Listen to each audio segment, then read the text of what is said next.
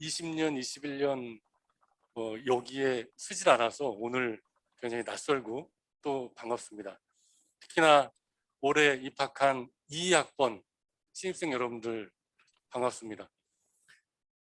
오늘 뭐 법대식 답안지 작성법 이런 타이틀을 걸고 이렇게 제가 몇 말씀 드리게 되었는데 제가 오늘 말씀드리고자 하는 거는 제가 이제 형사법을 담당하고 있으니까 형사법이 어떤 과목인지 그리고 우리 생활에서 형사법이 어떤 의미가 있는지 이거를 보고 이러한 형사법의 내용이 시험에 어떻게 출제가 되는지 이거를 좀 말씀드려서 아마 많은 정보를 받아들이기는 어려울 거고 그냥 마음으로 왜 심쿵이라는 말 있잖아요. 마음으로 쿵하는 그런 느낌을 받으면 좋겠다 싶습니다. 이제 포인트가 서술형 답안지를 어떻게 쓰느냐에 있는데 사실은 선택형 문제를 잘 풀어야지 서술형 답안지를 잘 쓸 수 있다. 특히 제가 드리는 말씀은 형사법에 관한 내용입니다. 그러니까 다른 법은 또 달리 나올 수 있으니까 이제 그 시간을 통해서 확인하시면 좋을 것 같습니다. 아까 우리 진행하시는 분이 이 제 파워포인트인가요? 아니죠. 이거 말고 또 하나 못 받으셨나요? PPT? 뭐 두 개를 제가 드렸는데 교학팀에서 잠깐만 그러면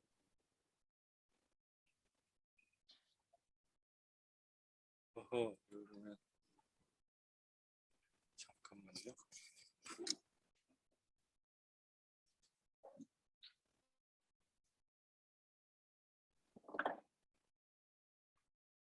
제가 PPT 자료랑 여러분들 저기는 읽어오셨죠? 그 제가 미리 나눠드린 프린트물은 보셨죠? 네. 제가 이걸 열면서 말씀을 드릴게요. 아까 이제 진행하신 말씀을 드렸지만 오늘 주제가 미수론과 이 준강간죄라는 범죄가 있습니다. 아마 신입생하고 여러분들 아마 아주 생소할 텐데 준강간죄의 불능미수가 성립하는지 안 하는지 이런 주제를 가지고 말씀을 드리겠습니다. 요즘은 네, 수고하세요. 질문 안 하고 여러분들이 질문을 드리면서 여러분들이 좀 참여하는 형태로 수업을 하고 있습니다. 그래서 미리 읽어 오셨을 것 같은데 읽어 오셨죠? 네.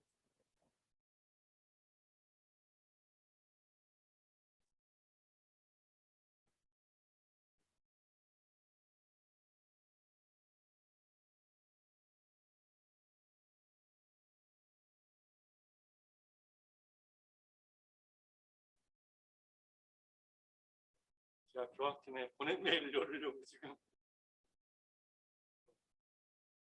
새로운 기기라 본인의 계정에 맞다가 이 지금 녹음도 되고 있다고 하는 거죠? 네.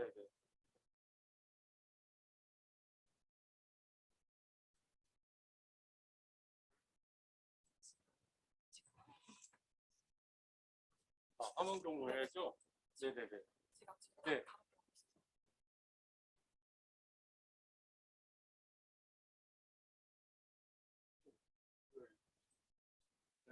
됐죠? 보이시죠? 네네. 이제 저는 형사법을 담당하고 있는데 이 형사법이란 무엇이냐? 한마디로 말한다면 국가가 벌을 주기 위한 법입니다. 형벌을 주기 위한 법이다. 제가 나누어드린 것 중에 사례 중에 첫 번째 사례가 기습 추행 시도 사건이에요. 기습 추행 시도 사건. 어, 권희진, 권희진 안 나오셨나 보네요. 그다음에 김다현, 김다현하고 안 나오셨고, 김소정, 내가 가지고 네, 있나요? 김소정하고, 아, 네, 반갑습니다. 이 제가 지금 가지고 있는 거는 여러분들 참여하겠다고 해서 그 명부입니다. 우리 김소정하고 읽어봤어요? 안 읽어봤어요? 네. 혹시 기습주행 시도 사건 어떤 건지 알아요? 몰라요? 네, 알겠습니다. 제가 모른다고 해서 야단 안 쳐요. 괜찮습니다. 김예린, 김예린. 네, 혹시 어떤 사건인지 알아요? 몰라요? 김인서. 네, 한번 말씀해 보실 수 있을까요? 김지훈. 네, 네. 이 법대 공부가 힘든 게요. 그 자료들 이런 걸 다 읽어보셔야 되는데 사실 읽기가 어렵습니다. 혹시 확인했나요? 가지고 있는데 안 보신 건가요? 네, 한번 계속 가보겠습니다. 김태호. 네, 기습주행 시도 사건. 어떤 사건이에요? 네, 저는 사실관계를 묻는 거예요. 어떤 짓을 했는지. 네, 김해솔. 네, 한번 말씀해 보실래요? 마이크 있으면 마이크 드려도 될 것 같은데. 자, 넘어가겠습니다. 김효주. 김효주하고. 네, 네. 남궁효준. 모수민. 모수민. 문예원. 박서진. 박성준. 박수연. 박주영. 박현서. 이거 참석하겠다고 해놓고 안 하는 걸 노쇼라고 하나요? 서지연. 네. 신윤호. 윤다영. 이수민. 네. 그 파일 갖고 있지 않아요? 폰으로도 받을 수 있잖아요. 아니요, 좀 이따가. 잠시만요. 이예원 기회 드리겠습니다. 이예원, 이완준, 이지현, 이지연하고 이호정, 임소윤, 임종현, 전채연, 정우정. 네, 정우정하고인가요? 혹시 어떤 사건인지 좀 설명이 가능할까요?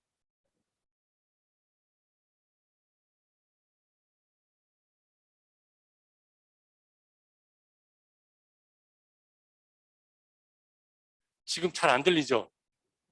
혹시 우리 진행하시는 하고가 한번 마이크 좀 드려도 될까요? 창가 쪽에. 네.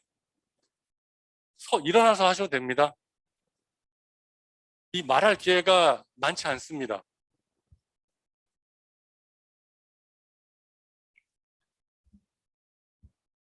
정우정하고인 거죠? 네. 네. 외진 곳에서 접근하려고 하다가 접근해서 껴안으려고 하다가 뒤돌아보고 소리치자 그 상태로 다시 오던 길로 그러니까 되돌아가서 남자가 여자를 네. 뒤쫓아서 어두워진 곳으로 갈 때쯤 뒤에서 와락 껴안으려고 하다가 마침 그 여성이 뒤돌아보게 돼서 멈춘 사건인 거죠? 네. 어떤 사건인지 잘 이해되시죠? 이제 앞에 또 얘기가 있는데, 스토리가 있는데, 정우정하고 제가 이따가 올해 나온 책 한 권 드릴게요. 네. 이 버스 정류장에 내려서 여성이 이제 딱 본 거예요. 마스크는 썼지만. 근데 좀 괜찮아 보였나 보죠. 그냥 졸졸졸 따라간 거예요. 추행의 의도를 가지고. 판례는 그렇게 얘기를 해야죠. 추행의 의도를 가지고 이제 어두워진 곳에 가서 안으려고 하는데 싹 돌아본 거예요. 그래서 멈춤 사건입니다. 자, 이 행동이 무슨 죄가 되느냐? 정택규. 네. 이게 죄가 돼요? 근데?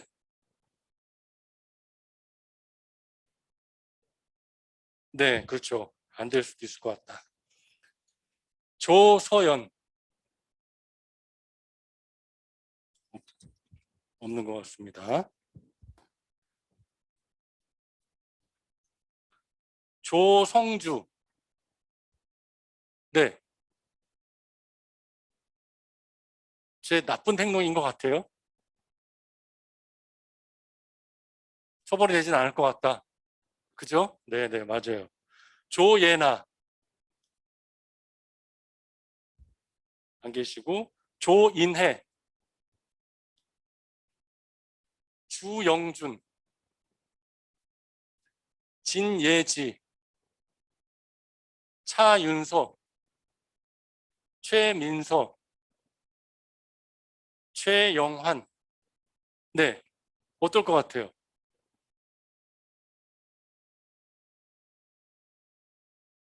네, 미수범으로 처벌된다가 답입니다. 네, 맞아요. 네. 한정원. 한정원. 같은 어느 쪽에 가까워요? 처벌 안 된다가 맞을 것 같다. 어떤 생각이에요? 한정원하고는.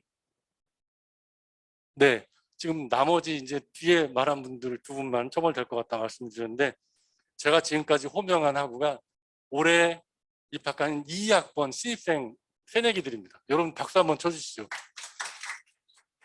네, 여러분들 입학 진심으로 축하드립니다. 여러분들이 이해하기엔 좀 어려운 내용일 수 있겠지만 이런 내용을 가지고 형사법을 공부를 하는 거다라는 말씀을 드리려고 좀 일일이 성함을 불러가면서 질문을 드렸습니다. 자, 이렇게 결론은 이제 강제추행죄 미수를 인정한 사건입니다. 이 강제추행죄 미수를 인정했다라는 결론도 이제 시험에 나오는 거죠. 여러분들 보시게 아시겠습니다만 그게 이제 시험에 나오는 겁니다. 외부 공무원 시험에. 그래서 여기 지금 국가가 벌을 주기 위한 법이다라고 했는데 이 기습추행 시도 사건이 무슨 죄가 되는지 네, 이거를 확인해야 되는 거죠. 확인하려면 어느 법을 봐야 될까요? 아까 이승현하고 우리 선배님 이런 행동이 무슨 죄가 되는지 보려면 어디 봐야 돼요? 형법 중에서 뭘 봐야 됩니까? 여기 지금 총론, 강론 이렇게 무슨 죄가 되는지. 네, 일단 예, 뭘 본다고요? 네, 강론을 봐야 되겠죠. 강론에 살짝 뒤에 쫓아가서 꽉 끌어안는 행동. 여러분들 춤추러 다니시나요? 이른바 요즘 클럽이라고 하잖아요. 클럽에 뭐 남자도 마찬가지고 여자도 마찬가지고 상대가 마음에 들어가지고 뽀뽀를 급격하게 한다거나 아니면 가슴을 막 만진다. 그럼 그거 범죄일 것 같아요? 안 될 것 같아요? 범죄입니다. 범죄. 강제추행입니다. 강제추행. 강제추행죄가 어떤 죄인지 보려면 뭘 봐야 되냐면 형법 강론을 봐야 돼요. 강론. 네. 강론에 보면 폭행 협박으로 추행한 자는 처벌한다는 규정을 두고 있습니다. 이제 그걸 공부를 해야 되겠죠. 그런데 지금 이 사건은 이제 그런 걸 기습추행이라고 하는데, 기습추행을 뒤에서 하려다가 멈춰버린 사건이에요. 그러면 이게 멈추지 않고 안아야 기수가 되는데, 멈추려는 의사만 있죠. 추행하려는 의사만 있다가 멈추게 되면 이게 미수인지 아니면 그 전 단계로서 불처벌인지 실행의 착수가 문제가 되는 그런 사건인 겁니다. 그러면 이게 미수인지 아닌지를 보려면 뭘 봐야 되냐면 총론을 봐야 돼요. 이건 이제 강제추행이지만 절도도 있잖아요. 절도. 절도하려면 타인의 주머니 속에 손을 넣어가지고 뭘 꺼내거나 가방에 손을 넣어서 꺼내야 되잖아요. 꺼내면 절도죄의 기수가 되는 거죠. 그건 어렵지 않죠. 절도죄. 남의 물건 훔치는 거. 아마 경험도 있으신 분도 있을 거예요. 그런데 남의 물건 훔치려고 하다가 멈칫하면 그게 절도 미수냐 아니면 실행의 착수도 없는 거냐, 이게 문제가 되는 겁니다. 근데 이 얘기는 강제추행, 절도, 살인 다 적용이 되는 거죠. 그죠? 그래서 총론이에요. 총. 일반적으로 적용되는 영역. 그래서 형법 총론이라고 부르는 겁니다. 그 다음에 특별형법은 이제 형법 총론 강론에도 범죄가 규정되어 있지만 그렇지 않은 곳에 범죄가 규정되는 것들도 많아요. 인터넷상으로 이 개 같은 놈아 욕을 하면 뭐가 될 수 있겠어요? 기분 나쁘죠? 욕 들어서 좋은 사람 있어요? 없죠? 기분 나쁘면 무슨 죄죠? 나 모욕당했어 이러잖아요. 모욕죄. 인터넷상으로 모욕 행동을 하면 형법으로 처벌이 안 되고, 그걸 처벌하는 규정은 어디 있을까요? 네, 한번 대답. 네, 그렇죠. 정보통신망 이용 촉진 및 정보보호에 관한 법률. 그래서 그런 내용들을 그렇게 형법이 아닌 곳에 처벌하는 규정을 망라해서 특별형법이다 이렇게 부르는 겁니다. 그 실체, 그 처벌하는 내용을 보는 게 이제 형법인 거고, 자, 이렇게 기습추행 시도 사건을 피해자가, 여성이 나를 껴안으려고 했던 놈을 처벌하고 싶어요라고 하면 어디 가야 돼요? 자, 강민석하고 좀 전에 대답해 주셨네. 강지영 주시고, 경예린, 고은채, 구본민. 네, 어디 가야 돼요? 경찰서 가야죠. 경찰이 받았어요, 사건을. 야, 이거 진짜 나쁜 짓을 했네 라고 해서, 아, 이건 죄로 처벌해야 되겠다 라고 하면 김경서 안 계시고, 김기태, 김나연. 네, 어디로 넘겨요?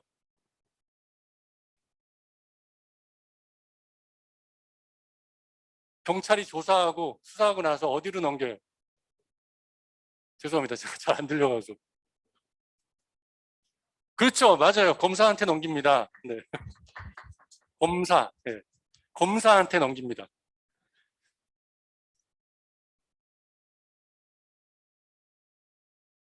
좀 전에 김나연하고였나요? 잘하셨습니다. 김민영, 김수현, 김예은, 김오령, 김초은, 김호진, 민희원, 박준일. 네. 검사가 죄가 된다고 하면 또 어디로 넘겨요? 그렇죠. 공소제기. 아주 근사한 말을 써주셨습니다. 공소를 제기해서 법원에 이놈 좀 처벌해 주세요라고 얘기를 하는 겁니다. 이렇게 요 절차, 경찰 수사하고 검사가 기소하고 법원이 판단하는, 재판하는 요 일련의 과정을 형사 절차라고 하고, 그거를 규정한 법이 바로 형사소송법입니다. 형사소송법은, 형사법은 형법이랑 형사소송법을 함께 부르는 말이라고 볼 수 있고, 형법은 실체, 내용을 규정한 법이라면 형사소송법은 절차를 규정한 법이다. 그럼 밑에 형사정책이라는 말 있죠? 형사정책. 여러분 간통죄 폐지된 거 아시죠? 네. 간통, 배우자 있는 사람이 이성과 간음 행위를 하는 것을 우리가 간통이다라고 부르고 처벌해 왔는데, 헌법 위헌 결정을 받아서 없어졌죠. 네. 그리고 이런 거, 간통은 도덕의 문제이니까 처벌하지 않는 게 좋겠다라고 해서 형사법, 올바른 형사법이 뭐냐 이런 걸 판단하는 영역이 형사정책입니다. 간통죄 규정이 옳으냐 그르냐, 옳지 않으면 폐지, 이렇게 하는 거죠. 낙태죄도 여성의 자기결정권을 지나치게 제한하는 것이니까 좀 완화해야 된다. 12주 이내는 좀 자유롭게 낙태할 수 있도록 해야 된다. 그건 여성의 권리이다라고 하는 헌재 결정에 따라서 아직 개정은 안 되고 있습니다만 개정안이 지금 이제 준비 중에 있는 거죠. 최근에 또 아까 제가 장난으로 여러분들 어린 시절에 절도한 사람 분명히 있을 거라고 물었는데, 소년법 중에, 소년법도 어떻게 보면 특별형법이라고 할 수 있는데, 촉법소년이라는 얘기 들어보셨죠? 네. 박지수,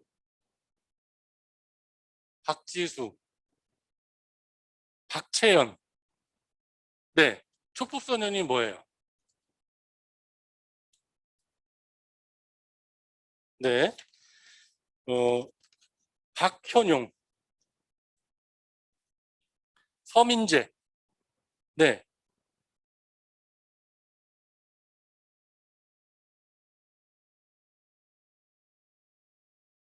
그쵸. 받을 수 있는 어린 분들 맞죠. 네.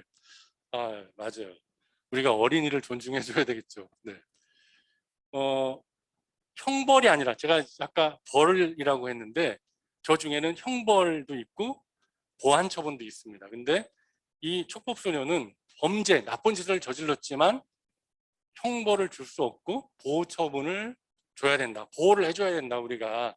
라고 하는 처분을 받는 그런 분들. 혹시 몇 살인지 아시나요? 네, 그건 맞아요. 만 14세 미만이죠. 만 14세 미만. 대신 밑에가 만 몇 살이죠? 10세. 10세. 그쵸. 발음이 좀 이상한데요. 10살. 네. 만 10살 이상 14세 이하 이렇게 되는 거예요. 그 나이 아이들이 범죄, 그 형법, 강론, 특별형법에 있는 범죄를 저지르면 촉법소년이라는 이름을 붙여요. 이름이 요상합니다. 일본 사람들이 지은 용어를 그대로 우리가 써서 그렇습니다. 저촉되는 행위를 한 사람들, 이렇게 부르는 거예요. 근데 최근에 새로운 대통령이 이제 취임을 앞두고 있는데 촉법소년 연령을 인하하자. 네. 만 10세면 대체로 몇 학년이에요? 8, 9, 10. 그러면 4학년쯤 되나요? 그죠? 네. 그럼 더 내려가면 몇 살로 내려가는 거예요? 1, 2학년까지도 내려보내자 이러는 거죠.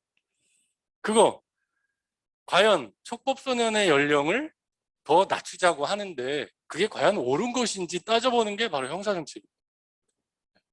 그렇게 해서 형사 관련 이제 수업들은 형사법과 형사정책으로 구별할 수 있다. 이렇게 제가 이제 이 기습추행 시도 사건을 가지고 전반적으로 한번 살펴봤습니다. 이 제목을 보시면 조덕환 안 계신 것 같습니다. 조아람, 조윤정, 네, 이 형사법 서술형도 보는 시험, 그러면 도자가 붙은 걸로 봐서 선택형을 본다는 얘기야, 안 본다는 얘기예요? 본다는 얘기죠. 이 말장난 같지만 특히 형법은 요 토시 하나 이런 걸 주목을 해야 됩니다. 네, 이게 해석이랑 연결이 되는 겁니다. 이 문헌의 의미를 도 보는 거니까 그럼 또 다른 건 모두 보나 보다 이렇게 되는 거죠. 그렇게 문헌을 읽는 게 바로 법학하는 사람들이 갖춰야 될 자세인 겁니다. 그래서 저는 늘 그렇게 얘기합니다. 새로운 언어를 배우는 것과 같다. 새로운 언어를 배우려면 어떻게 해야 되냐면 시간을 많이 들이면서 읽어야 돼요. 소리 내서 읽으면 더 좋고. 그래서 형사법 서술형도 보는 시험, 선택형도 보고, 이 법원행시, 법무사 시험, 변호사 시험이다. 그러면 법원행시 얼마 전 3월 달에 치러졌습니다. 법원행시는 대법원에서 주관하는 그런 시험이에요.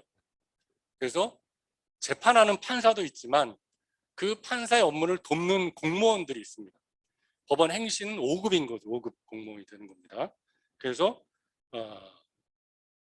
이 시험에는 서술형도 본다.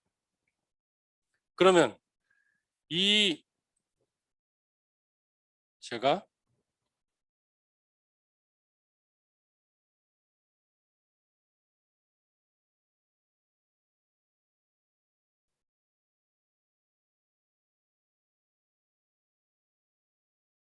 보이시죠?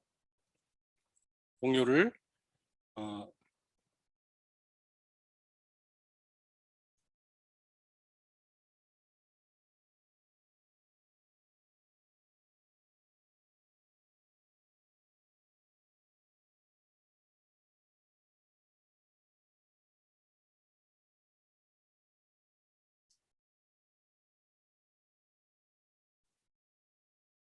한 60분만 하려고 했는데 시간이 좀 길어질 것 같네요. 네, 여기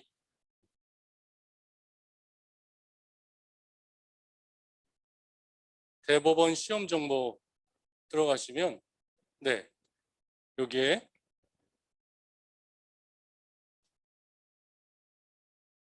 시험 자료실, 법원 행시, 법무사 시험 9급 이렇게 있습니다. 법원 9급도 있고 법원 행시는 5급인 겁니다. 근데 9급은 요 밑에 나중에 또 말씀드리겠습니다만 이 선택형 시험만 보는데 이 법원 행시는 서술형 시험도 같이 보고 있고요. 또 법무사 시험, 변호사들은 법정에 가서 변론을 할 수 있습니다. 소송 대리를 할 수 있는데 법무사 분들은 법정에 갈 수 없지만 법률 관련 서류들을 작성해주고 자문해주는 역할을 하고 있습니다.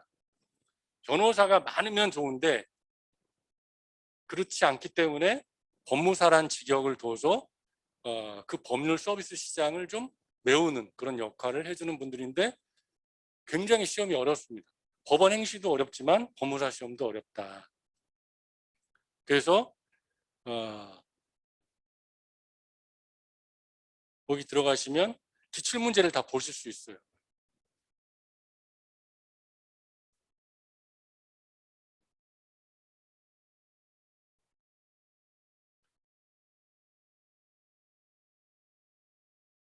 다 이렇게 길어요. 민법 2차 시험입니다. 숨이 턱 막히죠. 네. 근데 자꾸 보다 보면 뭘 먹고자 하는지를 알 수가 있어요. 그러다 보니까 좀 시간이 걸리는, 이 준비하는데 꽤 시간이 걸리는 그런 시험인데 잘 우리 학우들이 모르고 있어서 그런지 준비를 잘 안 하고 있습니다. 형법, 형사소송법. 여기 보시면은 이 지금 문제 1번에 죄책을 논하시오. 25점입니다. 25점. 이렇게 한 문제가 뭐 이렇게 긴데 앞에가 이제 이것도 약물을 먹이고 이제 이 성범죄를 저질렀을 때 그게 상해에 해당되는지 강간 치상인지 강간 상해인지 뭐 이런 식의 쟁점이 있는 사례를 준 겁니다. 이것도 판례 있어요. 그 다음에 이제 아까 제가 말씀드렸던 기습추행 시도 사건이 바로 요겁니다. 한편 갑은 자기가 몹쓸 짓을 저질렀나 하는 생각에 술을 마시고 거리를 배하던 중 판례를 섞어놓은 겁니다. 문제를 만들 때. 이렇게 해서 요 부분, 다시 오던 길을 되돌아갔다. 이렇게 되어 있는 겁니다. 제가 분석을 해보니까 그나마 이거는 그래도 총론적인 쟁점이 조금 연결되어 있는 건데 법원행시나 이런 경향들을 보면 다 강론이에요. 강론, 형법 강론. 그 얘기는 뭐냐? 판례를 그냥 외우라는 거예요. 외우라. 법원행시 1차도 마찬가지입니다. 다 외워야 됩니다. 판례를. 그래서 시험이 더 준비하기가 어려워졌고 한편으로는 뭐 이해 안 하고 그냥 외우면 되는 거 아니냐 이런 생각도 해볼 수 있을 정도로 암기형 형태로 출제가 되고 있습니다. 특별법 위반죄는 논외로 하고 다툼이 있는 경우 대법원 판례에 따라 결론을 내라는 겁니다. 대법원 판례에 따라서. 이 다른 사례들 장황한 게 있는데 그 중에서 제가 여러분들이 형법이 이런 거구나, 형사법이 이런 거구나 이런 걸 좀 느끼시라고 일부만 발췌해서 오늘 말씀드리려고 합니다. 이제 아까 결론이 다 나왔죠. 기습추행 시도사건이 강제추행죄의 미수로 대법원 판례가 확정이 되었다. 처벌되었다. 그러면 이걸 답안지로 어떻게 써야 되냐. 이 얘기를 좀 이따 이제 하려고 합니다. 그 다음에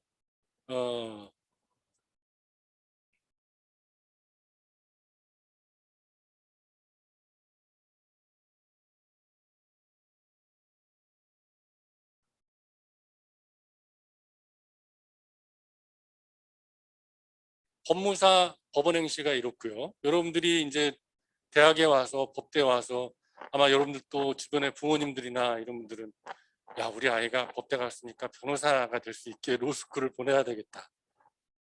또 여러분들도 스스로 변호사들 멋있어 보이니까 돼야 되겠다 생각하시는 분들이 많이 있을 겁니다. 그래서 제가 변호사 시험 그러면 변호사 시험은 어떻게 되냐 이것도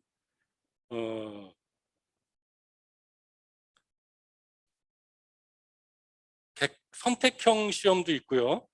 서술형 시험도 있고 논술형 그 다음에 또 기록형 시험도 있습니다. 문서 기록을 쓸 수 있는 능력이 읽을 수 있는 능력이 있는지 질문에 답할 수 있는지 공소장 쓸 수 있는지 뭐 이런 것들 답변서 쓸 수 있는지 이런 것들을 보는 그런 시험이 또 기록형 시험이 있는 겁니다. 변호사 시험도 기출문제 여기 법무부에서 주관을 합니다. 변호사 시험은 법무부에서 변협이 아니라 법무부에서 주관을 하는데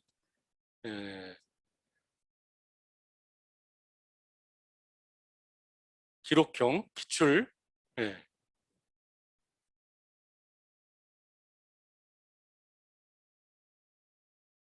22년 기출문제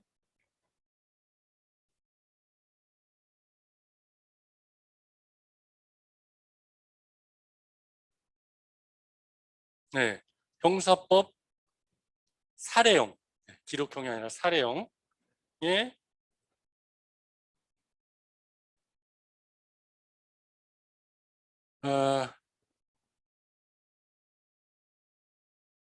일문이 있고 이게 이제 형사법입니다.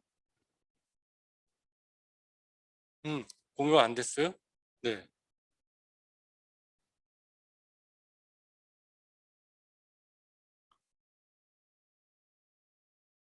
됐죠?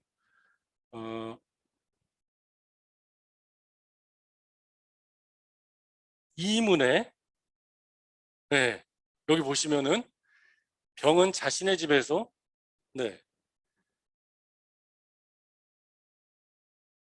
제가 강의 안에 중간간 불능 사건이라고 그랬는데 제가 또 떠들면 안 되죠. 조은비, 최수현, 최지호, 대답 안 하려고 일부러 없는 체 하는 거 아니에요? 한소영, 네.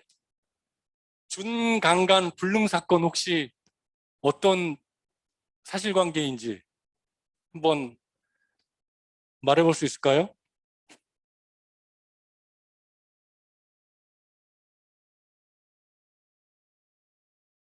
용기 내서 얘기하셔도 됩니다. 이거죠, 이거. 지금 띄운 거. 병은 자신의 집에서 씨와 함께 술을 마시던 중 술에 취해 누워있는 씨의 하의를 벗긴 후 씨를 2회 간음하였다. 간음의 법적 의미가 뭐예요? 이성성기의 결합을 간음이라고 합니다. 우리가 성교라고 하는 걸 법학에서는 간음이다 이렇게 부릅니다. 당시 병은 씨가 만취하여 심실상실 상태에 있다고 생각하고 이를 이용한 것이었는데 실제로 씨는 반항이 불가능할 정도로 술에 취하지는 않았다. 네. 이게 준강간 불능 사건입니다. 이게 바로 불능미수가 되는지, 아까 기습추행 시도 사건이 어떤 미수가 되는지, 이것도 준강간 불능 사건이 준강간죄의 불능미수가 되는지, 이가 쟁점인 거예요. 두 가지를 중심으로 오늘 제가 말씀을 드리려고 이 케이스를 선택을 했습니다. 자, 변시 문제가 이렇게 나오는 겁니다. 주관식 답안지 쓰는, 서술형 답안지 쓰는 거 한번 구체적으로 또 말씀을 드릴게요.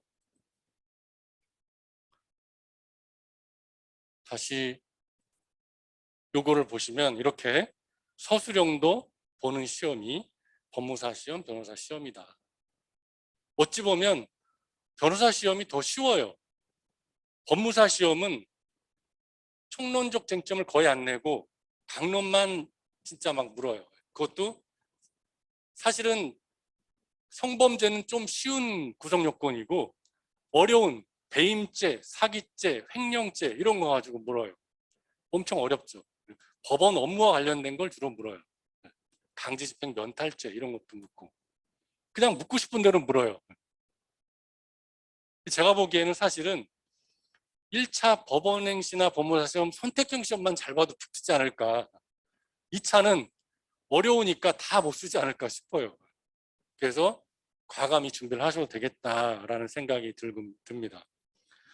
형사법 선택형 보는 시험이 이렇게 있습니다. 근데 행시도 이제 5급이 되는 건데 부처가 달라요. 행정안전부 소속 공무원들이 되는 겁니다. 법무부 소속도 있고. 네. 검찰은 검찰직, 보호직. 아까 촉법소년 다룬 촉법소년이 교도소는 안 가지만 소년원은 갈 수 있습니다. 소년원 갔다 오신 분 있어요 혹시? 안 가봤죠. 네. 저는 멀리서 구경만 해봤습니다. 소년원 학교 시설에 가는데 그건 보호처분인데 촉법소년들이 형벌은 안 받지만 소년원은 갈 수 있다.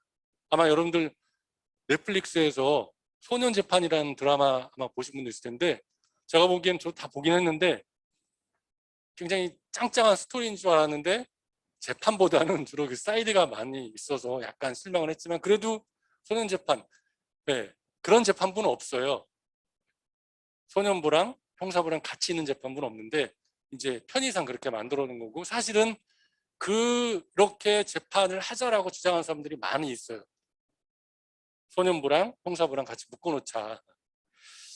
그래서 그렇게 그런 소년원이나 보호관찰관들 있죠, 여러분들. 전자발찌 채우면 이제 관리 감독해야 되는 공무원들 있잖아요. 보호관찰직이라고 해요. 그 보호직입니다, 이게. 그래서 형사법 선택형을 행시에 검찰직과 보호직이 보는데 가로 쳐놨죠. 교정학, 형사정책 또 봅니다. 요게 선택형입니다. 요거는 다. 근데 추가해서 행시는 형사법 과목이 아닌 과목들을 2차 서술형 시험을 봐요. 정책학, 뭐 행정학, 행정법 뭐 이런 식으로 형사법은 안 보고. 그래서 제가 선택형만 보는 시험 이렇게 안 해놓은 겁니다. 교정학은 형 집행과 관련해서 교도소의 얘기를 다룬 거고, 형사정책은 아까 그런 겁니다. 낙태죄 폐지가 옳으냐, 간통죄 이거 없앤 거 괜찮은 거냐, 촉법소년 연령 인하하는 거 괜찮은 거냐, 이걸 검토하는 게 형사정책입니다. 미국의 범죄학 이론을 배우는 것도 이 안에 들어가 있고요. 그래서 되고, 그 다음에 이제 일반 공무원 시험 7급, 9급, 얼마 전에 지난주 토요일 날 9급 공무원 시험이 있었습니다. 그 7급, 9급은 선택형만 봅니다. 형사법. 그 다음에 경찰 순경 시험이랑 경위가 되는 시험이 있습니다.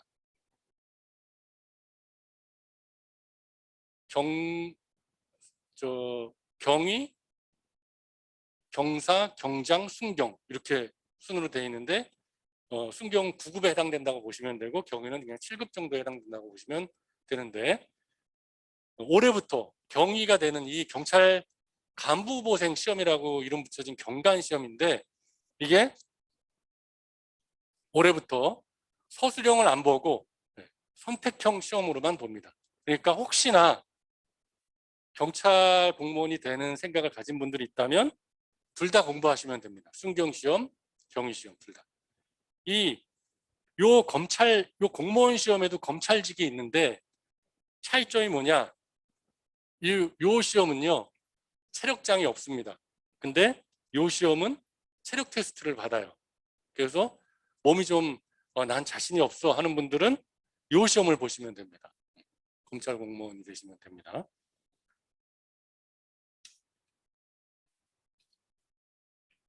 시간이 지금 시계가 1시간이 다 돼가요.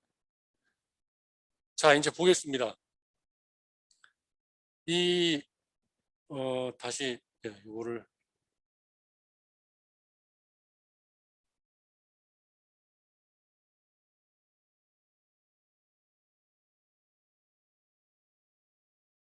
아까 뭐가 있었는데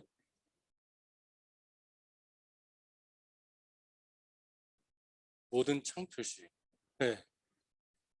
이겁니다. 제가 요거를 나눠드렸습니다. 이렇게 요게 고사건이에요.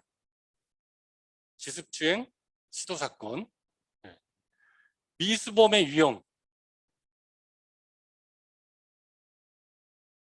25조의 장애미수, 26조 중지미수, 27조 불능미수. 여러분들 이거 다 읽어 오셨어야 돼요. 그래서 벌써 미수 그러면 제가 이거는 장애미수인가요? 불능미수인가요? 이렇게 물으면 딱 대답을 해주셔야 돼요. 이 수업보다도 예습이 더 중요한 거예요. 그렇습니다. 이게 법대 수업이 힘든 게, 또 법대 공부가 힘든 게, 법학이 힘든 게 이 문자로 된 거를 끊임없이 읽어야 됩니다. 제가 보기에는 여러분들 수능에 비문학 지문들 있죠. 그거 빨리 읽는 분들이 법대 공부에 좀 더 잘 적응을 하는 것 같아요. 비문학 지문. 어렵잖아요. 비문학 지문들. 그게 바로 법대입니다. 거기에는 이제 자연과학 지문도 있지만 법대 지문도 많이 들어가 있는데 그 지문들을 생각하시면 된다. 그래도 제 강의안은 여러분의 입장에서 많이 쓰려고 해서 딱딱하지 않습니다. 그래서 요걸 한번 보시면 미수가 이런 거구나. 실행의 착수를 존재로 한다. 예비음모와 구별된다. 예비음모는 뭐냐면요. 칼로 찌르면 실행의 착수가 있는 거죠. 칼로 찌르기 전에 내가 저놈을 찔러 말아 막 이러고 있는 거 있죠. 예비음모라고 합니다. 예비음모. 생각만 하는 겁니다. 무서워서. 본인도 무서워서. 이거 처벌해야 될까요? 안 해야 될까요? 예비음모. 살인죄 예비음모를 가진 분들. 처벌하는 게 좋겠죠. 살인을 찔리기 전에 저지할 수 있잖아요. 예방할 수 있으니까. 그래서 살인죄는 예비음모범 처벌 규정을 두고 있습니다. 절도죄 생각해 보십시오. 절도. 훔치기 전에 이렇게 보기만 하는 거. 이놈 처벌해야 돼요. 어떻게 해요? 눈빛이 달라. 처벌해야 돼. 이런 생각도 할 수 있겠죠. 근데 눈빛만 가지고 하면 사람마다 차이가 있을 수 있어서 음모 정도 수준으로는 절도죄 예비음모범 처벌 규정이 없는 겁니다. 강도는 있어요. 강도. 왜? 무기를 들거든요. 폭행 협박을 해야 되니까 강도죄는 예비음모범 처벌 규정이 있다. 그러면 여러분들 성범죄는 예비음모범 처벌 규정이 있을 것 같아요? 없을 것 같아요? 성범죄. 기습추행 시도 사건에서 막 졸졸 따라가는 거, 그놈 나쁜 놈이죠. 그 처벌하는 게 맞겠어요? 안 하는 게 맞겠어요? 법이 바뀌었습니다. 불과 얼마 전까지만 해도 처벌이 안 됐었는데, 강간이나 강제추행죄 예비음모범 처벌 규정이 없었는데, 얼마 전엔가 그 N번방 사건이 있었죠. 그것 때문에 예비음모범 처벌해야 된다라고 해서 예비음모범 처벌 규정이 들어왔습니다. 그러면 이 아까 말했던 기습추행 시도 사건에 당시에 예비음모범 처벌 규정이 없었습니다. 그러니까 당시에는 따라가서 끌어안으려고 하는 거를 미수범으로 처벌 안 하면 불처벌이 되는 겁니다. 무죄가 되는, 무죄. 현재 시점에서는 무슨 죄가 될 수 있는 거냐면, 미수가 안 되면 예비음모범으로 처벌이 됩니다. 상황이 바뀌었습니다. 올바른 형사법 찾기, 형사정책, 그냥 성범죄 강경 대응해야 된다. 실행에 착수하기 전에도 처벌해야 된다. 이런 논리로 예비음모범 처벌 규정이 들어왔습니다. 그래서 요 지문도, 요 문제도 올해 구급시험에 그대로 나왔습니다. 예비 폭행죄, 폭처법에 예비 처벌 규정이 있거든요. 그다음에 자, 이제 성범죄 여러분들 아까 강론에 있다 그랬죠? 강론에 이렇게 있습니다. 297조, 297조의 2, 298조. 아까 기습추행 시도 사건은 강제추행이 되는 겁니다. 폭행 협박으로 사람에 대해서 추행을 한 자, 처벌하는 규정에 해당이 되는 거죠. 중간간, 중강제추행은 사람의 심신상실 또는 한거불능의 상태를 이용해서 간음 또는 추행을 하는 겁니다. 술 잔뜩 먹여가지고 취한 상태를 만들어서 간음이나 추행을 하는 범죄들이, 그쵸. 이 폭행 협박의 의도를 가지고 술 잔뜩 먹이면 안 되죠. 그냥 그런 의사 없이 술 즐겁게 마시다가 술에 취해서 잠든 걸 보고 이제 간음을 해야지 중간간이 되는 겁니다. 추행을 하면 중강제 추행이 되는 거고요. 이렇게 미수범 처벌 규정만 있었는데 305조의 3이 2020년 5월 19일 날 신설이 돼서 이렇게 되어 있습니다. 이 조문이 어디 나오냐? 형법 강론에 나오는 겁니다. 강론에. 그러면 아까 그제는 요거에 해당되는 겁니다. 강제추행의 미수. 근데 미수 중에서도 미수가 장애미수, 중지미수, 불능미수가 있어요. 장애미수는 중지미수도 아니고 불능미수도 아닌 그런 경우를 말합니다. 중지미수는 뭐냐? 범행을 하고 나서 후회하는 거예요. 칼로 찔렀는데 피가 흐르는 걸 보고 놀랍기도 하고 미안하기도 하고 죄책감에 병원 데리고 가서 잘 살리는 중지미수가 될 수 있고, 또 칼로 찔리기 전에도 반성할 수 있죠. 살짝 스쳤는데 더 이상 죽이지 말고 내가 잘 살아야 되겠다. 자의로 중지를 하면 중지미수가 되는 겁니다. 불능미수는 뭐냐면 쉬운 얘기로 죽어있는 사람인데 죽어있는 줄 모르고 죽일 의도로 칼로 찌르는 겁니다. 독약이라고 믿고 설탕물을 잔뜩 먹이는 겁니다. 독약인 줄 알고. 안 죽죠. 그런 게 불능입니다. 죽일 수 없는 그런 상황이 되는 거죠. 착각을 하는 겁니다. 그 둘 다 안 되는 게 결과 발생이 안 됐고 중지미수도 아니고 불능미수도 아니면 장애미수가 되는 겁니다. 장애미수가 된다. 그게 앞에 나왔던 내용입니다. 그러면 이제 중지미수가 됐건 불능미수가 됐건 장애미수가 됐건 다 실행의 착수를 전제로 합니다. 실행의 착수. 실행의 착수. 그러면 실행의 착수 시기가 언제인지 논란이 되겠죠. 여러분들 절도죄를 범하기 위해서 타인의 주거에 들어갈 때 문을 열고 현관문 열고 장롱문 열고 장롱 안에 있는 금괴를 훔친다라고 했을 때 언제 절도죄의 실행의 착수 시기를 인정할 수 있겠습니까? 문을 열 때입니까? 너무 빠르죠. 현관문 열 때다. 아니면 장롱문 열 때다. 아니면 금괴 안에 손을 대려고 하는 순간이다. 이런 다툼이 있을 수 있겠죠. 이거를 우리가 이렇게 구별을 해놓은 겁니다. 객관설, 주관설, 주관적, 객관설.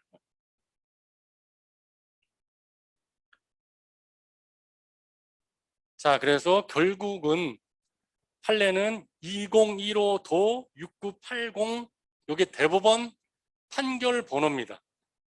도가 대법원 내에서 처리된 사건들에는 도자를 붙입니다. 이거 부호를 붙이는 규칙이 있어요. 대법원 규칙으로. 이건 대법원 2015도 6980이라는 번호예요. 그러니까 여러분들 아까 제가 구글에서 이거를 번호를 치면 이 사건 판결문을 볼 수가 있는 겁니다. 아니면 대법원 종합법률정보라는 사이트에 들어가셔도 되고, 요즘은 구글링이 워낙 잘 돼 있어서 그냥 판결문 번호만 넣어도 다 검색이 됩니다. 심지어는 관련 판례까지 검색이 돼요. 저 논문까지 검색이 됩니다. 그래서 이게 중요하다. 판례 번호가. 그러면 요 지금 법무사 시험 2차에 나왔던 이 문제를 어떻게 쓰는 게 좋을까를 보시면, 자, 쟁점이 뭐냐면 실행의 착수 인정 여부입니다. 긍정설, 주관설, 행위자의 마음 따라가려고 하는 그 순간에 실행의 착수가 시작이 되는 거다라고 볼 수 있겠죠. 그럼 긍정설이 되는 거예요. 부정설, 형식적 객관설은 실제로 추행을 시작할 때다. 아니면 추행 옷 가까이 근접을 해야 된다. 이런 식의 관점인 겁니다. 그래서 견해의 대립이 있다. 판례는 어떤 입장이냐? 긍정이다. 제 결론은 뭐냐? 예비와의 경계가 모호해지기 때문에 이 처벌의 과잉이 발생한다. 근데 이제 예비음모범 처벌 규정이 들어왔기 때문에 이 주장도 약간 설득력이 약해졌어요. 하지만 이렇게 답안을 쓰시면 됩니다. 그래서 여러분들이 잘 모르겠다. 그러면 쟁점만 파악하고 계시면 긍정 아니면 부정이고 결론이 나오는 겁니다. 모든 논의가 다 그렇습니다. 긍정설, 부정설, 판례. 긍정설, 부정설, 판례. 형사법 법대 답안 작성은 쟁점이 뭔지만 파악하면 그냥 답안지는 그냥 쓰는 겁니다. 쟁점이 이거다. 이거를 긍정하는 견해도 있고 부정하는 견해도 있다. 판례는 어떤 입장이다. 근데 나는 이런 게 좋은 것 같다.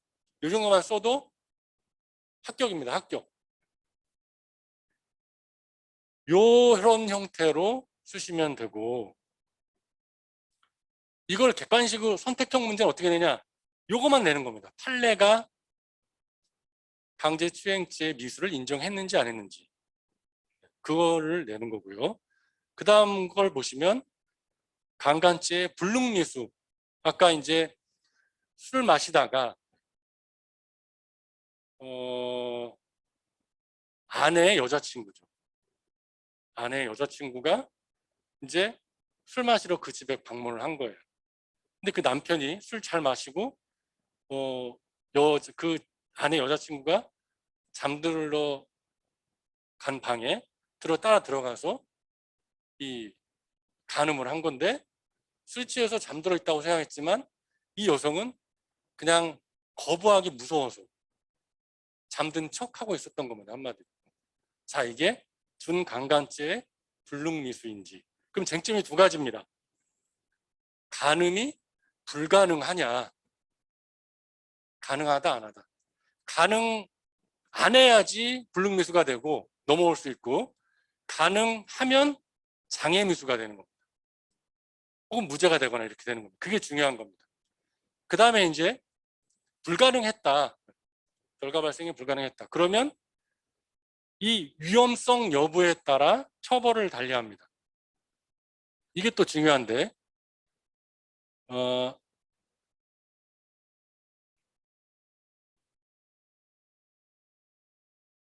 아까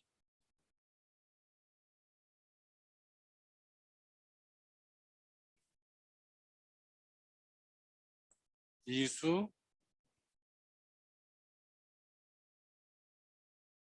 근데 뭐 이해는 되시는 건가요? 불능범이란 제목으로 실행의 수단 대상의 착오로 인해서 결과 발생이 불가능하더라도 위험성이 있는 때에는 처벌한다. 단 감경 또는 면제할 수 있다고 해서 판례가 어떻게 하냐면 위험성이 있으면 불능미수, 위험성 없으면 불능범 이렇게 돼요.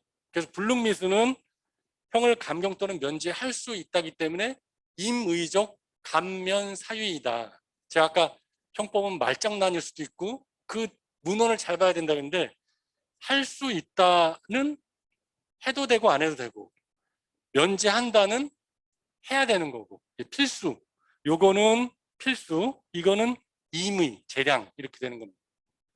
그래서 이 위험성이 있으면 처벌을 하는 겁니다. 죽은 사람인데 죽은 사람인지를 모르고 칼로 찔렀습니다. 그러면 결과 발생 불가능해요? 아니에요? 불가능이죠. 이것도 이제 견해의 대립이 있는데 불가능하다라고 보는 입장이 더 많습니다. 불가능하면 위험성이 있나요? 없나요? 근데 상식적으로 불가능한데 위험해요? 이상하죠? 그래서 이게 해석상 문제가 되는 겁니다. 전혀 불가능하지 않은지 0.01%의 가능성이라도 있어야지 위험한 행동이지 가능하지도 않은데 그걸 왜 위험한 행동이라고 하느냐 말이 안 된다라고 주장하는 분도 있는데 저는 처벌의 필요성이라고 생각을 합니다. 결국 따지고 보면. 그래서 추상적 위험이니 구체적 위험이니 막 이런 논의들이 있어요. 그걸 써주면 되는데 그래서 이 불가능한데 위험성이 있으면 불능미수, 위험성이 없으면 불능범 불처벌이에요. 위험성이 굉장히 중요한 표지가 되는 겁니다. 그래서 이 지금 쟁점이 간음의 불가능 여부, 그 다음에 또 하나의 쟁점이 불능미수 여부인데 불능미수의 표지가 뭐라고 그랬어요? 허용수, 홍진서. 네, 그 판단, 불능미수 판단하는 기준이 뭐예요? 불능미수인지 불능범인지. 뭐라고 홍해인. 자, 뭐예요? 한번 손 들고 대답해 주십시오. 그 판단하는 기준이 뭐다? 여러분들 이렇게 시키면 대답하는 게 도리예요. 네, 뭐예요? 위험성입니다. 위험성 여부. 불능미수 여부를 판단하는 기준은 그러니까 불능범인지 불능미수인지 판단하는 기준은 위험성 여부인 겁니다. 그래서 또 그렇습니다. 자, 간음이 불가능하다 긍정설 부정설. 불능미수 위험성이 있는지 없는지 긍정설 부정설. 이렇게 쓰면 돼요. 그 다음에 긍정이 2심과 대법원의 다수 의견이야. 반대 의견은 아니다. 이건 아예 무죄로 보던가 장애미수로 봐야 된다. 여러분들 간음이 가능했습니까? 안 가능했습니까? 아까 간음이 뭐라고 그랬죠? 성기결합이라고 그랬죠. 성기결합이 가능해요? 안 가능해요? 불가능하지 않죠? 네, 그래서 이거는 불능미수를 인정하는 게 옳지 않았다. 무죄나 장애미수를 인정했어야 된다는 게 저의 개인적인 생각인 거고 여러분들은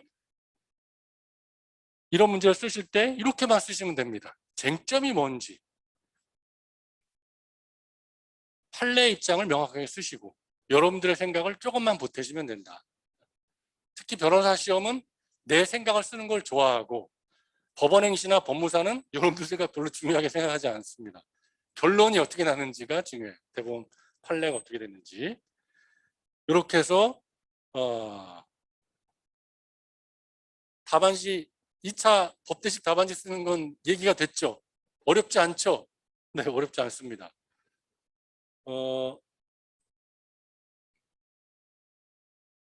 제가 이제 이렇게 해서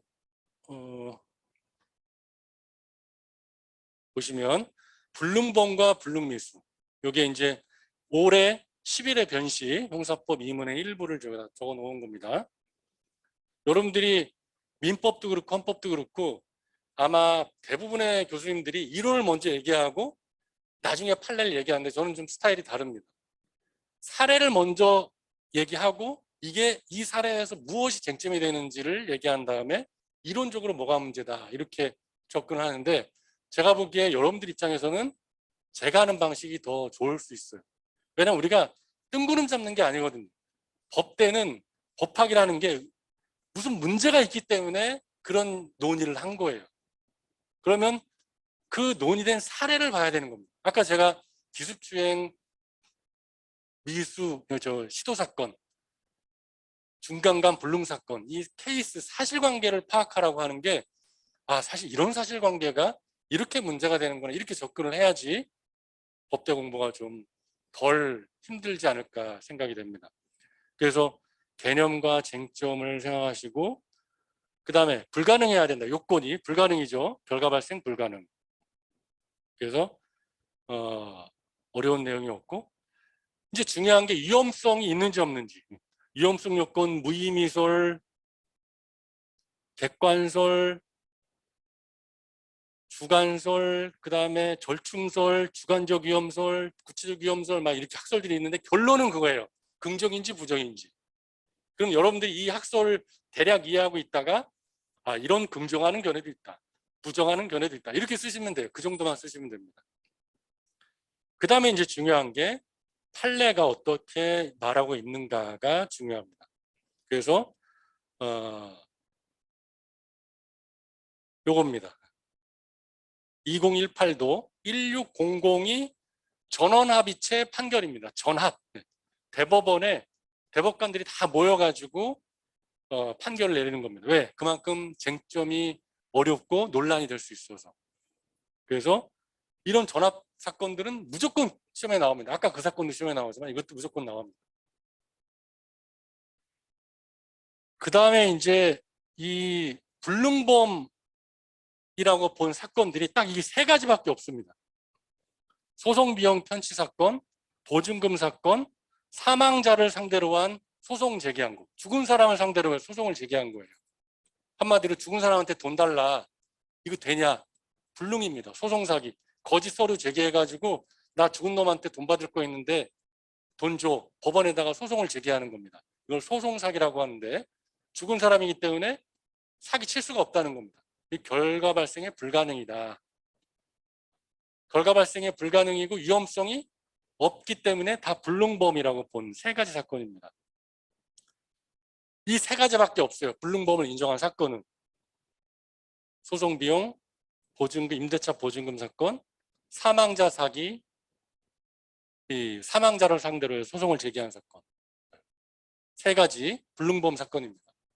그냥 이거는 무조건 해마다 나온다고 생각하시면 돼요. 그 다음에 과거 성전환 수술을 받은 남성에 대한 이제 성범죄 사건이 있었고요. 한번 보시면 되고, 문제들을 제가 한번 쫙 정리를 해봤습니다. 예전 지금 폐지된 사법시험 문제에, 자, 법률에 기술된 구성요건에 해당하는 정형적 행위 또는 적어도 구성요건에 해당한다고 볼 수 있는 행위의 일부를 실현했을 때 실행의 착수가 인정이 된다. 이게 뭐예요?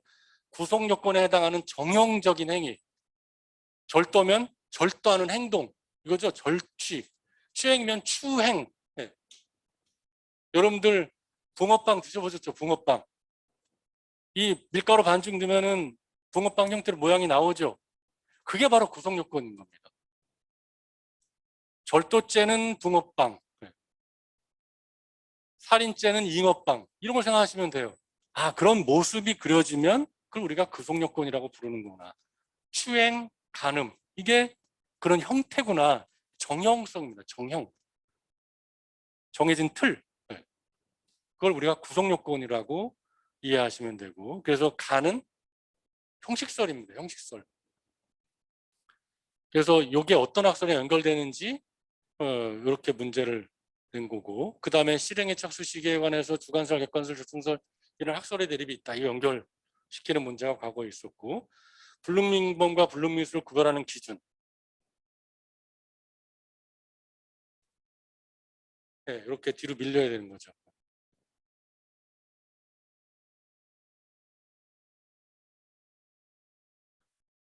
이 표가 나오고 이제 보기가 나와야 되는 건데, 치사랑 미달의 독약으로 사람을 살해하라고 한 경우, 치사랑 미달. 그러면 결과 발생이 불가능하겠죠. 근데 독약이 치사랑 미달이지만 그렇게 먹이는 건 위험하죠. 그래서 불능미수라고 보게 되는 거죠. 그 다음에 15년도 사시에 불능범과 불능미수를 구별하는 기준 이렇게 있고, 그 다음에 2008년도 문제가 또 있고요. 많죠. 이거보다 더 많은데 제가 일부만 고른 겁니다. 19년도 2차 순경시험 문제. 불능미수는 행위자가 실제 존재하지 않는 사실을 존재한다고 오인하는 그런 걸 말한다. 중간간자가 성립하기 위해서는 그런 인식을 해야 된다. 요 판례입니다. 아까 나왔던 판례. 그 다음에 2010년. 사망한 지 얼마 되지 않은 사람을 사람으로 오인한 경우, 살아있는 사람으로. 소송 비용을 편취할 의사로 소송 비용의 지급을 구하는 손해배상 청구 소송을 제기한 경우, 사기죄의 불능범으로서 불처벌이라고 부르는 겁니다. 여러분들 폭행을 당했습니다. 그러면 처벌해 달라고는 아까 어디 가면 된다 그랬죠? 어디 가요? 폭행 당해가지고 나 피 철철 넘치고 지금 병원 가서 치료도 받았어요. 경찰서 가서 고소해야죠. 근데 경찰서 가서 고소한다고 여러분들 치료비 주나요? 안 주죠. 치료비 다 받고 싶으면 어디로 해야 돼요? 정식대로 하려면 어떻게 해야 돼요? 때린 놈 이렇게 합의 봐도 되지만 그렇게 안 하면 어디로 가야 돼요? 법원에다가 민사소송을 제기해야 되는 거죠? 네, 나 저놈한테 맞아서 불법행위를 당했으니까 민법 750조인가요? 네, 그 나 손해배상 청구소송 법원에다 해야 되는 겁니다. 그 치료비 1,000만 원 이렇게 다 주시오라고 해야 되는 거예요. 민사 손해배상 청구소송 제기해야 되죠? 근데 이건 어떤 사건이냐면 손해배상 청구소송을 이제 제기해서 받아야 되는데 이놈이 거짓말로 폭행을 당한지도 않았는데 네, 손해배상 청구소송을 제기해가지고 치료비 100만 원, 뭐 1,000만 원이 달라고 했어요. 근데 여러분도 아시다겠습니다만 혼자 하면 힘들죠. 누구의 도움을 받아서 하나요, 보통? 소송을 제기할 때 누구 도움 받아요? 아까 법무사 도움을 받기도 하지만 법정에 나가는 거 귀찮으면 누구한테 해달라고 해야 돼요? 변호사한테 해달라고 하죠. 그럼 변호사 선임하려면 돈 들어가요? 안 들어가요? 돈 들어가죠. 그러면 치료비 1,000만 원에 변호사 비용 뭐 깎아서 해서 100만 원 받다고 치면 그러면 그 사람한테 1,000만 원에다가 100만 원도 달라고 그래야 되죠. 이 100만 원을 손해배상 청구 소송하면 안 줘요. 줄 수가 없어요. 왜? 소송 비용은 간단한 절차로 소송 비용 확정 절차라는 게 있어요. 청구인이 나 이번 소송에서 이만큼 들어갔으니까 이거 주세요라고 하는 별도의 절차가 있다는 거예요. 지금 이겁니다. 이 소송 비용을 편취할 의사로 소송 비용의 지급을 구하는 손해배상 청구 소송을 제기하면 받을 수가 없어요. 불가능입니다. 또 위험성도 없다는 거예요. 이 얘기는 뭐냐면 재판부가 속지 않는다는 거예요. 한마디로. 네. 그래서 위험성도 없기 때문에 불능범이라는 판결인 겁니다. 2005도 8105 판결입니다. 2020년 1차 순경시험에 나왔고, 자 이렇게 해서 문제들을 보시고 또 더 궁금한 것들은 제가 한번 이런 것들 생각해 보면 좋겠다라고 해서 이렇게 소개를 해드렸습니다. 자 이제 거의 다 했습니다.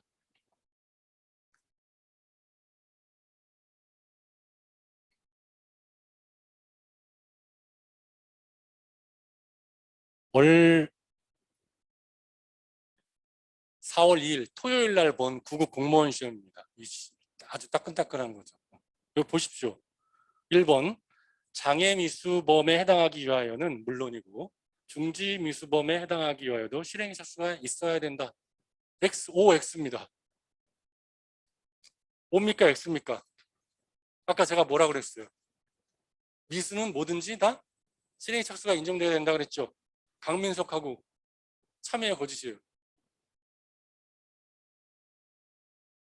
참입니까? 거짓입니까? 실행의 착수가 있어야 된다. 확률은 50대 50이죠? 참 거짓.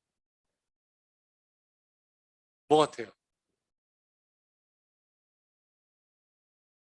모든 미수범은 실행의 착수가 있어야 된다. 그러면 참이죠? 그렇죠? 참입니다. 참. 자, 민사소송법상의 소송비용 확정 절차에 의하지 아니한 채 단순히 소송비용을 편취할 의사로 소송비용의 지급을 구하는 손해배상 청구소송을 제기한 경우 사기죄의 불능미수범 인정. 참여의 거짓이에요. 거짓이죠? 불능미수가 아니라 뭐예요? 불능범, 불처벌입니다. 이런 게 시험 문제예요. 위에 건 참, 밑에 건 거짓. 공무원 시험 어,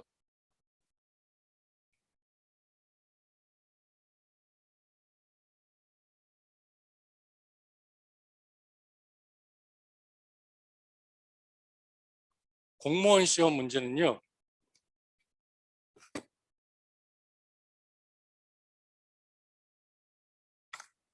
사이버 국가고시센터에 들어가시면 됩니다. 사이버 국가고시센터에 들어가셔서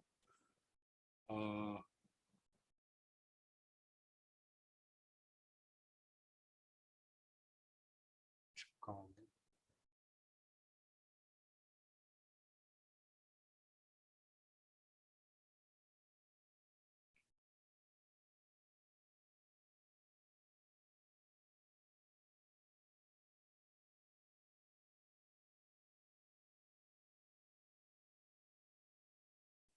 이렇게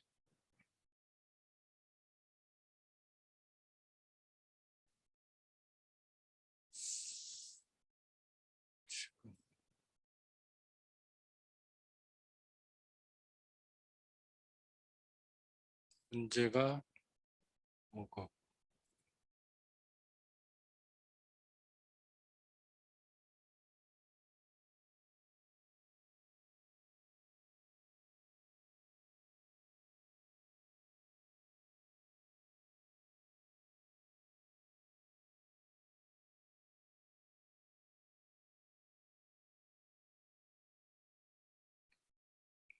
문제가 왜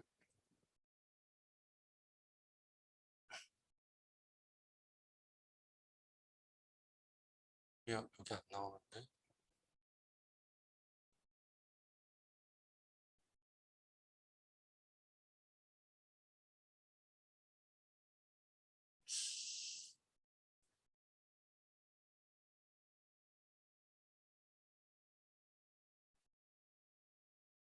바로 떠야 되는데.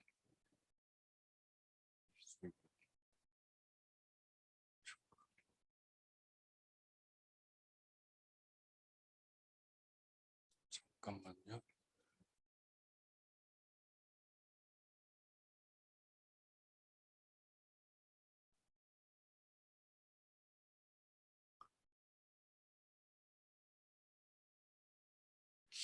지금 나오네요. 네.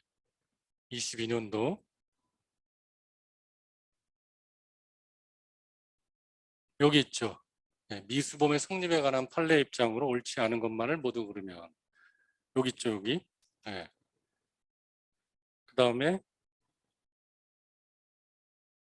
여기 있죠. 미수범에 대한 설명으로 옳지 않은 것은 1번이죠. 그 다음에 중지미수범은 임의적 감면사이지만 불능이 필요는 틀렸죠. 네. 화면 공유. 네.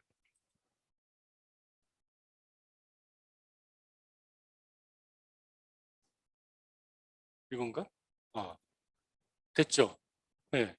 9번. 불능미수범에서 말하는 실행의 수단 또는 대상의 착오는 행위자가 시도한 행위 방법 또는 행위의 액조로는 결과 발생이 처음부터 불가능하다는 것을 의미한다. 맞죠? 요게 틀린 거죠. 옳지 않은 것. 아까 화면 공유 안 됐으니까 요거. 리을입니다. 자, 이렇게 시험 문제 나오는 겁니다. 이제 거의 꽤 장시간 얘기를 했습니다. 채팅 이거 제가 답변 안 해도 되는 거죠? 네네.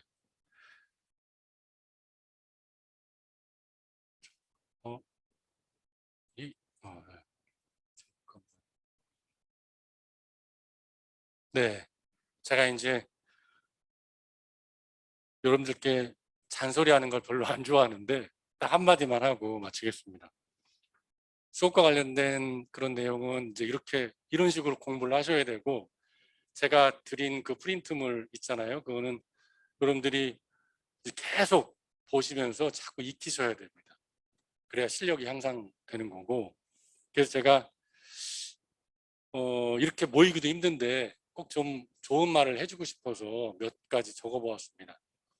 가장 여러분들이 난 어떻게 살지를 고민할 때 아주 거창한 사람도 있고, 뭐 직업적인 그런 기준을 정하는 사람도 있습니다. 나는 변호사가 될 거야, 뭐 돈 많이 벌 거야, 이렇게 하는 사람들이 있는데, 제가 보기에 가장 의미 있는 삶은 좋아하는 일을 하는 게 가장 좋은 것 같습니다. 그래서 저는 지금 이 시점에서 법대 공부 대충 수업 듣고 나는 맨날 자전거 타고 돌아다닐 거야, 그럼 그렇게 하라고 권해드리고 싶어요. 그렇게 자전거 오래 타다 보면 뭔가 길이 생겨요. 네. 나 자전거 싫고 뭐 다른 거, 난 노래를 부르겠다라든가, 하여튼 여러분들에게 지금 이 시점에서 애인을 만들고 싶다, 그럼 열심히 애인 찾아가세요. 여러분들께 지금 이 시점에서 조금이나마 여러분들이 마음이 편안해지거나 끌리는 일, 그게 바로 여러분들의 목표입니다. 그래서 그 일을 하시는 게, 그게 꿈이 될 수도 있고 합니다. 좋은 음식 먹는 게 난 끌린다, 그럼 그렇게 하십시오. 좋은 음식 먹으려면 어떻게 해야 돼요? 돈을 좀 모아야 될 거 아니에요. 모으려면 어떻게 해야 돼요? 일을 해야 되잖아요. 그러다 보면 목표가 생기는 겁니다. 그러니까 여러분들이 이제 신입생도 있고 해서 나는 그전에는 정해진 틀만 지내오다가 정해진 길만 와오다가 이제는 마치 방목하는 형태가 되니까 방황하는 분들이 아마 많이 있을 거예요. 내 방황이 옳은가? 저는 방황하는 것도 좋다고 생각합니다. 난 깨달음을 얻을 때까지 방황할 거야.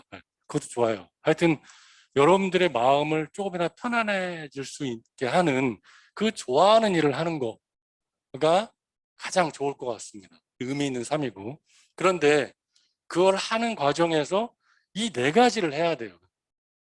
읽고, 생각하고, 말하고, 쓰고. 이 적기. 적자 생존이란 말 들어보셨어요? 적는 사람이 생존하는 겁니다. 이 대학에서 배워야 될 그 기본적인 요소가 무엇인가 곰곰이 따져보면 제가 말하는 것들은 다 정보예요, 정보. 그죠?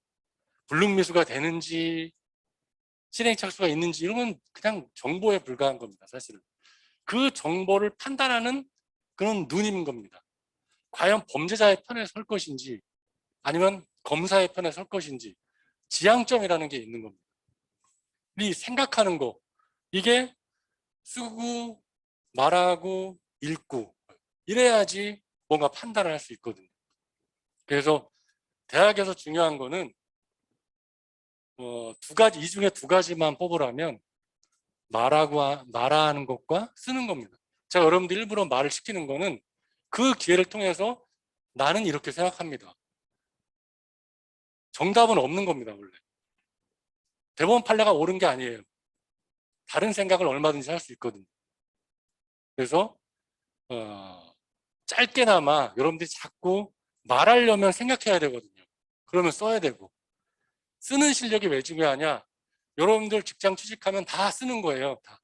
보고서, 프레젠테이션하고, 말하고 쓰고, 글쓰기. 그러면 매일매일 조금씩 적고 읽고 해야 돼요. 그러니까 뭐 자전거에 대해 관심이 있다. 그럼 자전거에 관한 걸 읽고 쓰고 뭘 해야 되잖아요. 정보를 판단해야 되고. 그래서 제가 이제 형사법 공부 열심히 안 해도 되고 하는데 여러분들이 좀 재밌는 삶, 의미 있는 삶이 되려면, 그리고 또 주변으로부터 저놈은 좀 다르네 라는 얘기를 듣고자 한다면 좋아하는 일을 하면서 읽고 쓰고 말하고, 네. 이게 말하는 게 중요하거든요. 저도 말하는 걸 되게 힘들어 하는데 이렇게 말하려면 많이 준비를 해야 돼요. 생각을 하면서. 그러니까 여러분들도 주저하지 마시고 여러분들이 주인공이에요. 저도 이제 불과 얼마 전에서야 남이 날 어떻게 보는지에서 좀 벗어날 수 있게 된 것 같아요. 조금 벗어나나. 그전에는 타인이 나를 어떻게 보는지가 의미가 굉장히 컸던 거예요. 이 제3이 아니었던 거죠. 여러분도 아마 그런 분들이 많이 있을 거예요. 남이 나를 어떻게 보는지. 근데 그거 중요하지 않습니다. 여러분들이 좋아하는 거를 그냥 하면 그게 존중받아야 될 삶이고 의미 있는 삶이라는 걸 말씀드리고 싶습니다. 네, 여기까지 하겠습니다. 고생하셨습니다. 네.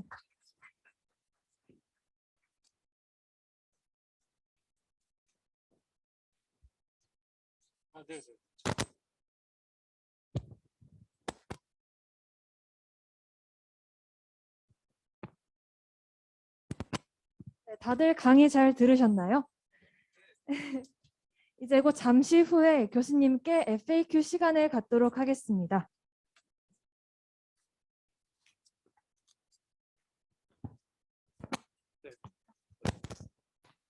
네, 지금까지 윤동호 교수님의 특강이었습니다. 자리를 빛내주셔서 다시 한번 감사드립니다.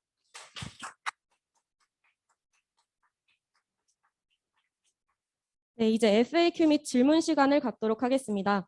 FAQ 시간은 학우분들께서 답안 작성법에 대해 자주 궁금해하셨던 질문들을 선별하여 교수님께서 답해 주실 예정입니다. 네, 질문하는 거 아니시죠? 또? 아닙니다. 네. 첫 번째 질문 드리겠습니다. 모든 일은 시작이 어렵다고 하죠. 과제와 시험 또한 그 시작인 목차를 잡는 것을 많은 학우분들께서 어려워하시곤 합니다. 혹시 답안의 기본 틀을 잡아주는 목차는 어떻게 설정하는 것이 좋을까요? 이미 말씀드린 거죠. 그죠? 쟁점 파악, 긍정설, 부정설, 판례, 내 생각. 이런 틀로 해주시면 되고, 이 더 좋은 답안은 내가 말하고자 하는 거를 정리해서 그걸 말하는 게 제일 좋아요. 시험이기 때문에 판례 중심으로 할 뿐이고요. 네, 그렇습니다. 네, 답변 감사드립니다. 두 번째 질문입니다.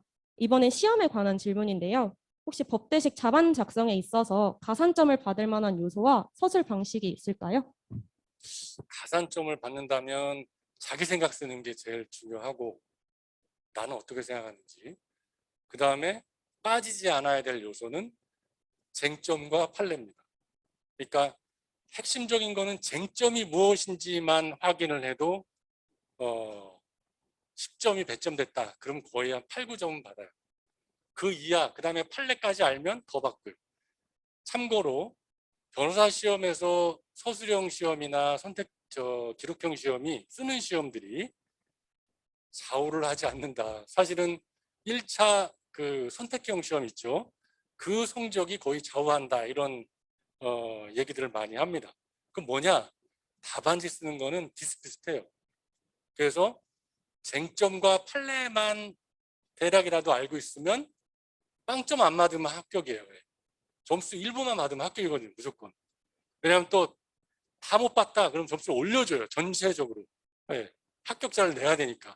그래서 저는 답안지 쓰는 것도 중요하지만 그 선택형 문제 열심히 잘 보시면서 준비를 하시면 얼마든지 서술형 답안지 잘 쓰실 수 있고 그 틀에 맞춰서만 쓰시면 아마 불합격은 없을 겁니다.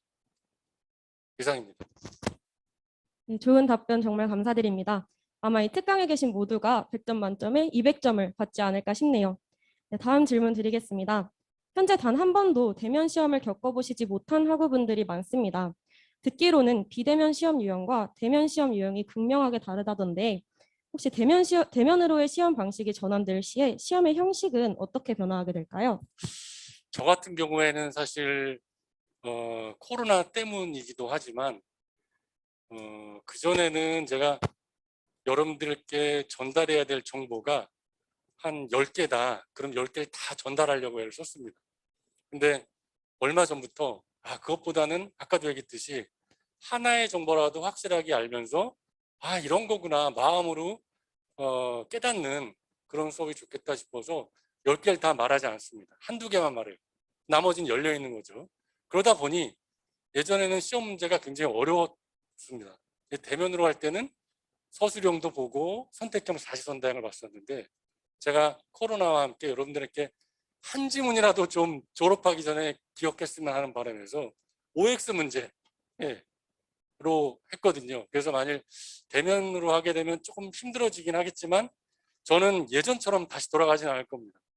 좀 마음을 가볍게 하면서 시험 공부하실 분들은 그걸 계기로 삼아서 열심히 하시면 되고, 제가 아무리 여러분의 입에다가 넣어도 여러분들이 먹지 않으면 그만입니다. 저는 여러분들이 스스로 좀 찾아서 공부하는 것, 이게 더 결국 제가 해야 될 역할인 것 같아서 앞으로도 시험에 대한 부담은 크지 않을까. 저희 시험은 그렇습니다. 네, 그렇습니다. 답변이 되는지 모르겠습니다. 네, 감사합니다. 마지막 질문 드리도록 하겠습니다. 법대식 답안 작성을 할 때 판례를 요약해야 하는 경우가 더러 있습니다. 이때 판례를 요약하는 방식이나 꿀팁 같은 것이 있을까요? 판례 요약은요, 제가 왜 선택형 시험을 중요하게 여기냐면 선택형 시험 보기가 판례를 요약한 겁니다. 근데 여러분도 아시겠습니다만 뭐 판례를 이따구로 요약해서 이런 보기들도 있어요. 그건 뭐냐면 출제자들이 귀찮아갖고 그냥 낸 거예요. 그런데 좀 더 엄선해서 내려면 판례를 정리해서 완결된 형태의 문장으로 만들려고 애를 쓰거든요. 출제에 좀 잘해보고 싶은 분들은. 그러다 보니 판례를 정리해 놓은 거는 선택형 시험 보기를 보면 아, 판례가 이렇게 정리되는구나 라는 걸 알 수가 있어요. 그래서 제가 이제 계속 선택형 시험 사례를 중요하게 여기는 게 그냥 판례 보는 거 너무 힘들거든요. 그래서 그걸 좀 재미있게 보려면 아, 이렇게 요약하는구나, 이렇게 출제가 되는구나, 이렇게 보면 판례를 좀 그나마 좀 쉽게 볼 수 있지 않을까 싶기도 하고, 또 한 가지는 판례를 읽으면서 여러분들이 힘들어할 때 여러분들 너무 자책하지 마십시오. 대법원 판사들이 더 문제인 겁니다.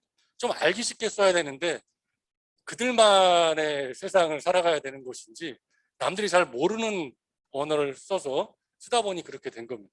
절대 자책하지 마시고 잘 모르면 그냥 넘기시고 선택형 문제 이걸 어떻게 이해했는지, 또 혹은 뭐 관심이 있으신 분들은 논문을 좀 보시면 그나마 좀 도움이 되긴 하는데 요즘도 논문이 그렇게 썩 좋아 보이지는 않습니다. 그래서 하여튼 이 문장 읽으실 때 힘이 드시더라도 조금씩 좀 배워나가는 거, 새로운 언어를 배우는 거거든요. 그랬으면 좋겠습니다.